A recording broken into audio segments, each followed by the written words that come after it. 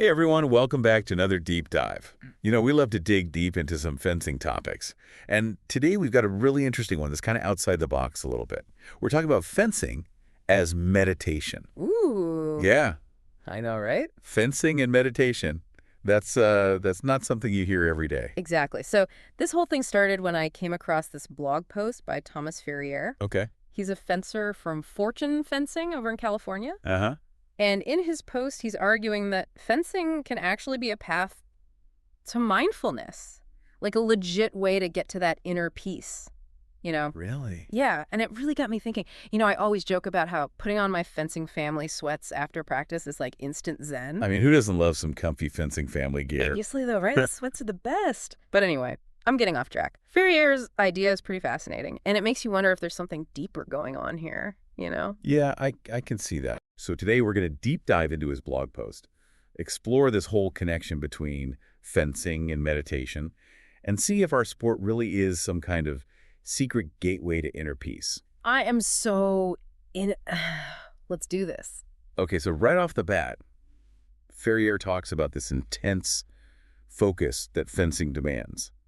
Every Okay. movement's got to be precise, every decision is split second, Yeah. and you're constantly having to block out all these distractions. Right. You've got to be completely in the moment. There's no room for error. Exactly. You can't be thinking about, what you're going to have for dinner tonight or that email you need to send when there's a blade coming at you. Exactly. You have to be completely present. And that's what ties it all back to meditation. How so? Well, meditation at its core is all about quieting that mental chatter that we all experience and just being fully present in the moment. Okay. And fencing, because it requires such absolute focus, it basically forces you into that state. It's like mental agility training. You're constantly dodging those distracting thoughts just like you dodge a lunge. So it's like the mental equivalent of a parry. That's a really cool way to look at it. Yeah. And I think, any fencer can relate to that feeling of being totally locked in during a bout. It's like nothing else exists in those moments. Oh, absolutely. And Ferriere even describes stepping onto the strip as being like a meditative experience for him. Really? Yeah, he says it clears his mind almost like how people feel after a good meditation session. That makes total sense to me too. When I'm gearing up for a bout, it's like everything else just fades away. It becomes just me, my opponent, and the task at hand. Yeah, it's almost like a ritual.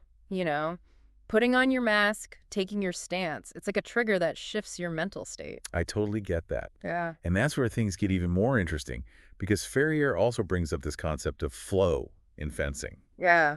Have you ever had that experience where you're so absorbed in a bout that you completely lose track of time? Oh, yeah, absolutely. Like you're moving effortlessly. Right. Everything just clicks. It's pure magic when it happens. Yeah, those are the moments every fencer chases, right? Totally. And that's a classic flow state.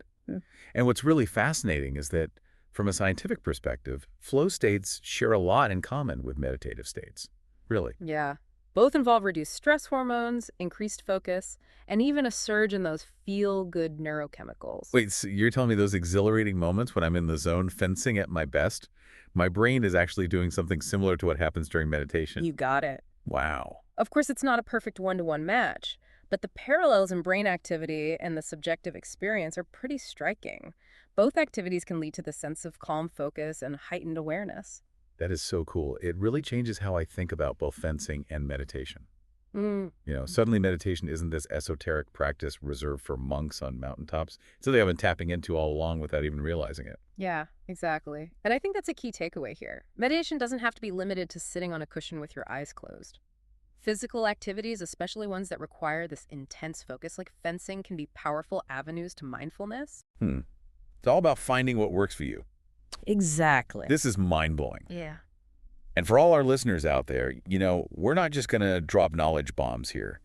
We're going to get practical too. We're going to explore how to cultivate this mindfulness both on and off the strip. But first, a quick word from our sponsor, Fencing Family.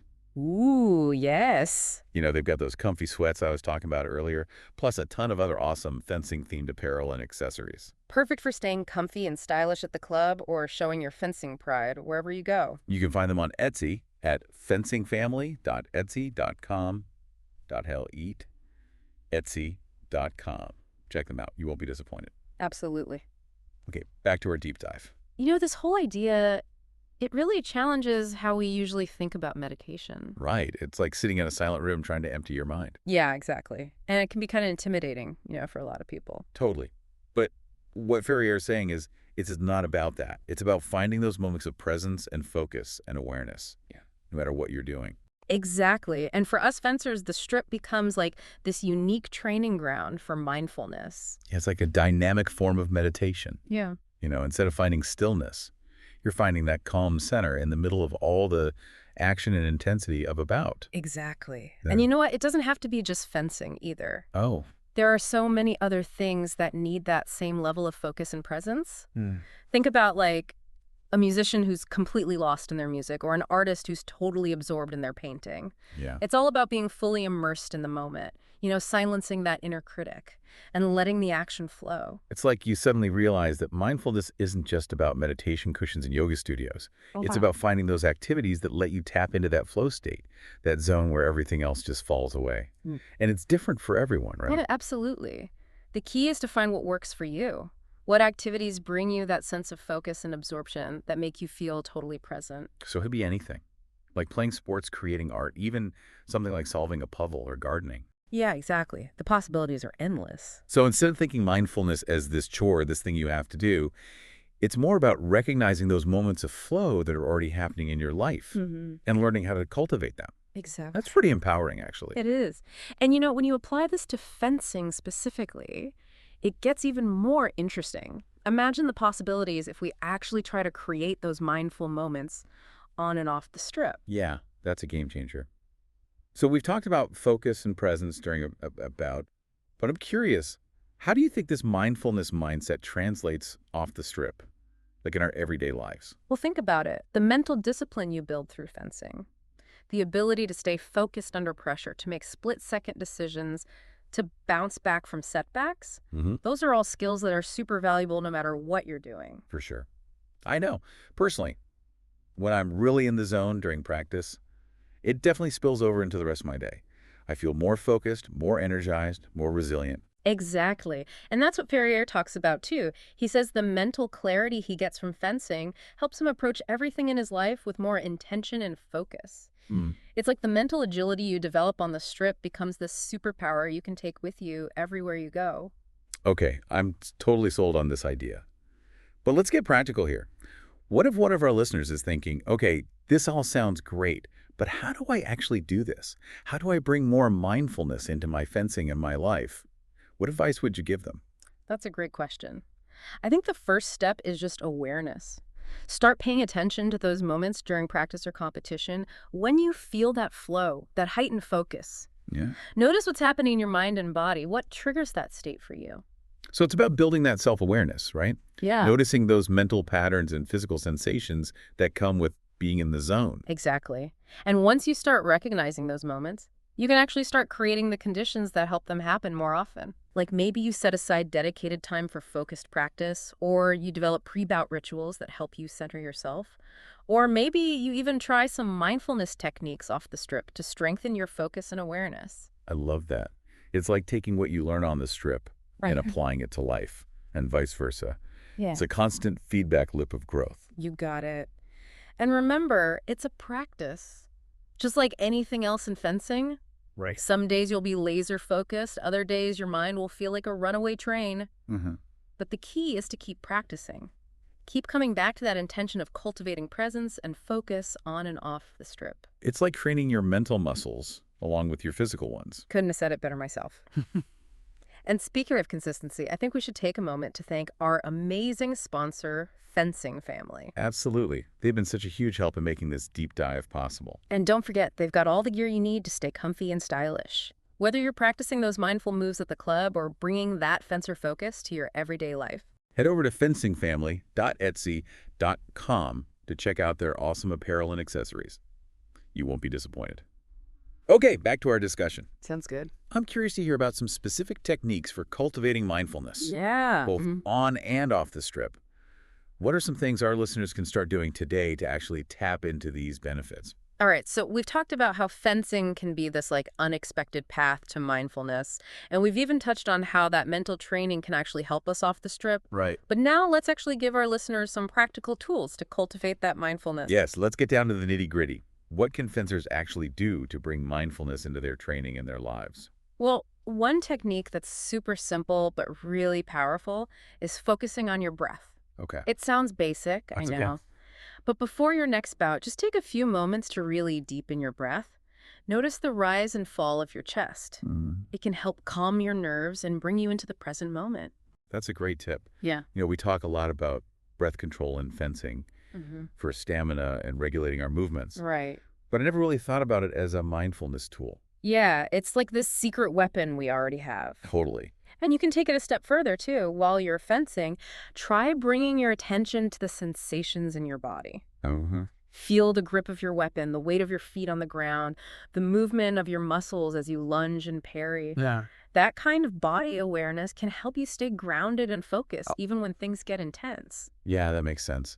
It's like you're anchoring yourself to the present moment through those physical sensations instead of getting lost in your thoughts and anxieties. Exactly. You're bringing yourself back to the physical reality of what you're doing. And speaking of anxieties, another big thing for mindfulness is learning to just observe your thoughts and emotions without judgment. Oh, yeah, that's huge. We all have that inner critic, Yeah. especially before a big bout. It loves to chime in with doubts and fears. But instead of letting those thoughts take over, you can try to just notice them as they come up. Yeah. So it's like you're acknowledging those thoughts are there, but you're not letting them control how you feel and perform. Exactly. It's like those thoughts are clouds passing through the sky of your mind. You see them, you acknowledge them, but you don't cling to them or let them dictate your whole experience. Hmm. That kind of detached observation can be really helpful for managing those pre-competition nerves and just staying focused on what you need to do. I'm starting to see how these mindfulness techniques can really make a difference, not just in our mental state, but in our actual performance on the strip. Absolutely. It's like we're training our minds to be more resilient and adaptable. Exactly. And the best part is those skills we develop through mindfulness, Yeah. they don't just stay on the strip. They can help us in all areas of our lives. Right. They can help us handle stress, make better decisions, and even build stronger relationships. It's like we're unlocking this whole new level of potential, both as fencers and just as people. Totally. Yeah. And to think, it all comes from this sport that requires precision and focus and, a good dose of adrenaline. It's amazing how these two worlds, fencing and meditation, can actually work together. Yeah. They complement each other. It is pretty remarkable. And I think the key takeaway for everyone listening today is this: fencing can be so much more than just a physical activity. Mm. It's a chance to cultivate mindfulness, to train your mind along with your body, and to develop skills that will help you on and off the strip.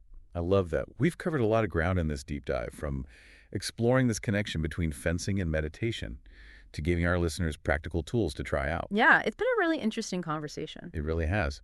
Any final thoughts before we wrap up?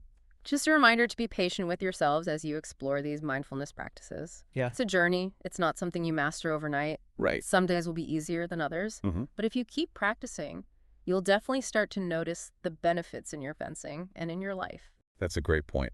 And of course, we can't forget to thank Fencing Family for making this deep dive possible. Yes, absolutely. Their apparel and accessories are the best. Yeah.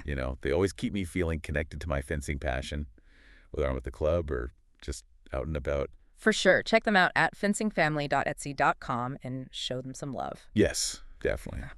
And to all our listeners out there, thanks for joining us on this deep dive into fencing and meditation. We'll see you next time.